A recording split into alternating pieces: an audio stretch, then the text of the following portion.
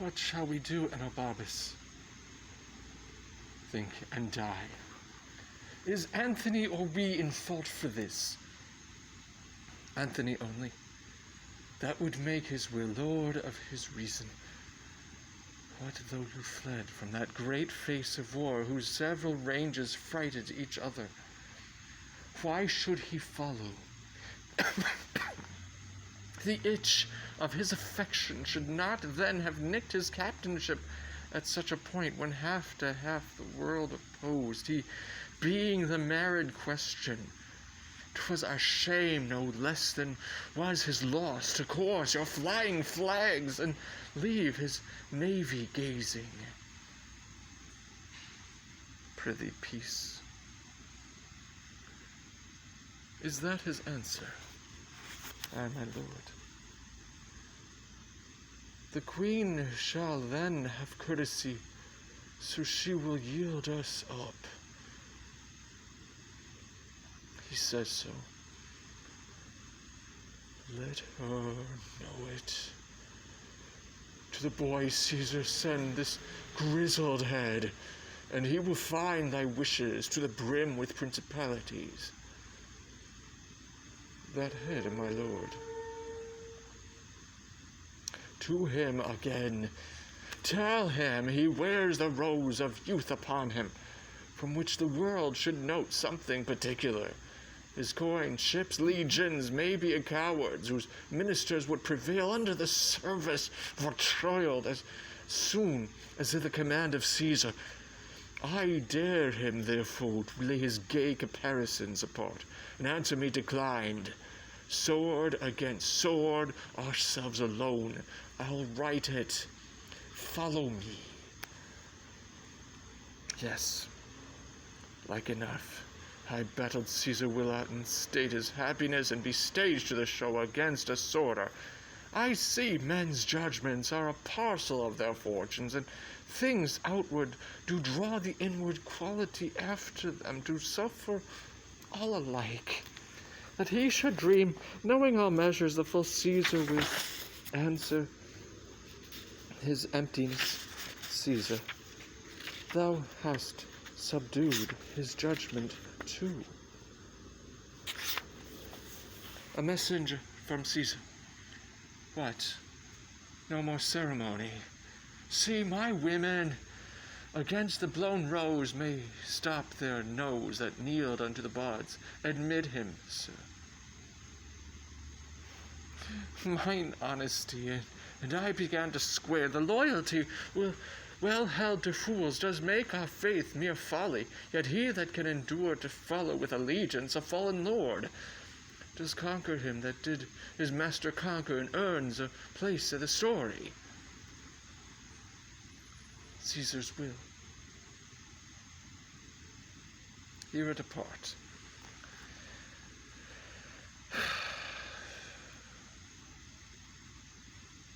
None but friends. Say boldly. So happily are they friends to Antony.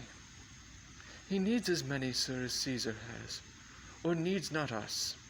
If Caesar please, our master will leap to be his friend. For us, you know, whose he is we are, and that is Caesar's. So, thus then thou, most renowned Caesar, entreats not to consider in what case thou standest further than he is Caesar. Go on. Right royal. He knows that you embrace not Antony as you did love, but as you feared him. Oh. The scars upon your honor, therefore he does pity as constrained blemishes, not as deserved. He is a god and knows what is most right. Mine honor was not yielded, but conquered merely. To be sure of that, I will ask Antony. Sir, thou art so leaky that we must leave thee to thy sinking, for thy dearest quit thee.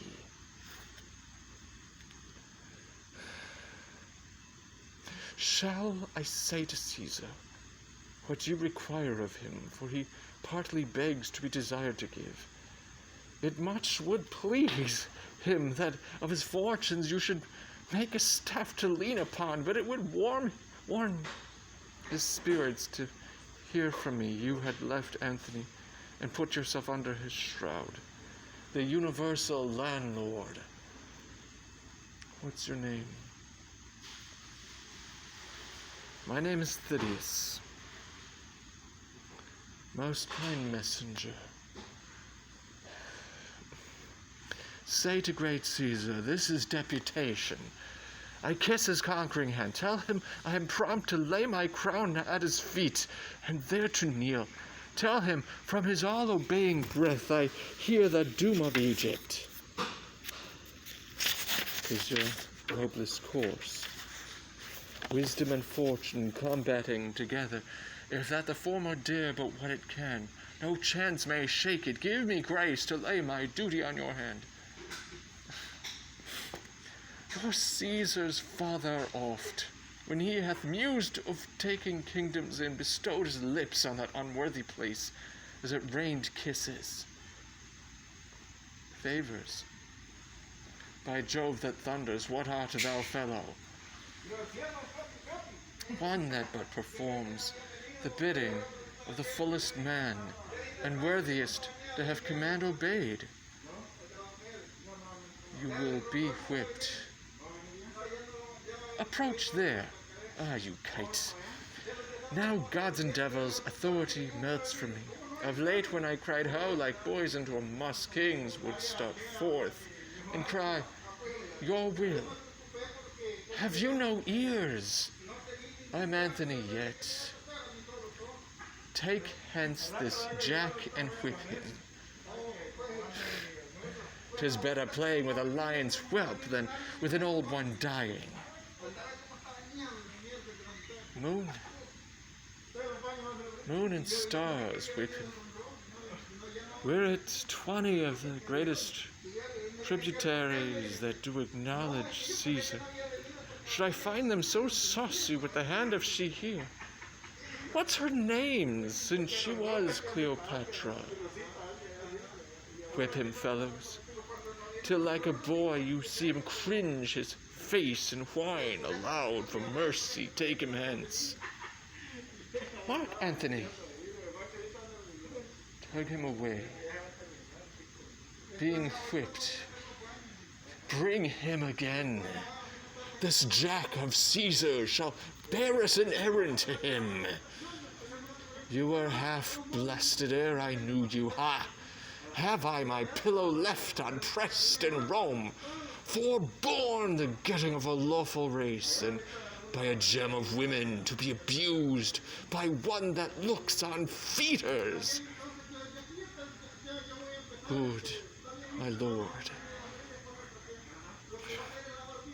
You have been a boggle ever. But when we in our viciousness grow hard, oh misery on it, the wise gods seal our eyes, and our own filth drop our clear judgments, make us adore our errors, laugh at us while we strut to our confusion. Oh, is it come to this? I found you as a morsel cold upon dead Caesar's trencher. Nay, you were a fragment of Gnaeus Pompey's, besides what hotter hours, unregistered and vulgar fame, you have luxuriously picked out. For I am sure, though you can guess what temperance should be, you know not what it is. Wherefore is this? To let a fellow that will take rewards and say, God quit you, be familiar with my playfellow your hand, this kingly seal and plighter of higher hearts. Oh, that I were upon the hill of Basin to outroar the horned herd, for I have savage cause, and to proclaim it civilly were like a haltered neck which does the hangman thank for being yere about him. Is he whipped? Soundly, my lord, cried he, and begged a pardon. he did ask favor.